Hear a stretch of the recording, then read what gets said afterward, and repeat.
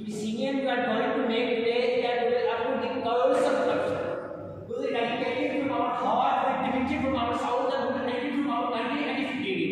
If needed, we will end it from the whole world till our death. Because corruption is a curse beyond time imaginations. It is the reason for falls and errors. It is the reason for destruction of cities, states, countries, and even whole kingdoms. This curse has destroyed the states. And even this curse is the reason for Pakistan's today's bad states. But if we remember the hadith of the Prophet Muhammad sallallahu alaihi wasallam, our Prophet told us this fact 1400 years ago. The Prophet said, "Al-Mashi wal-Muntashir, Ilahna Finna, God giver, both are in hell."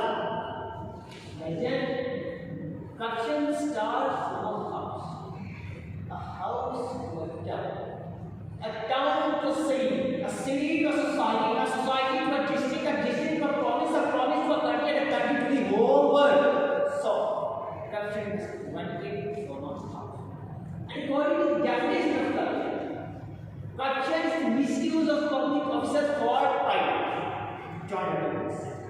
Corruption destroys the legitimacy of the state. Dear audience, although corruption differs from country to country, it is possible to identify some of the key common features that divide us. Some common causes of corruption are low level of freedom, long-term country, low media freedom, low level of language. These are the four common causes of corruption. Present, the phenomenon of corruption is greatly influenced by political and economic involvement. The greatest economic entity in the country is generated and limited. More is the power of officials and authorities in decision making, and greater is the possibility of corruption. Present, power doesn't belong to people, rather power. Unfortunately, our economy is largely dependent on politics, which operate as the rule of law.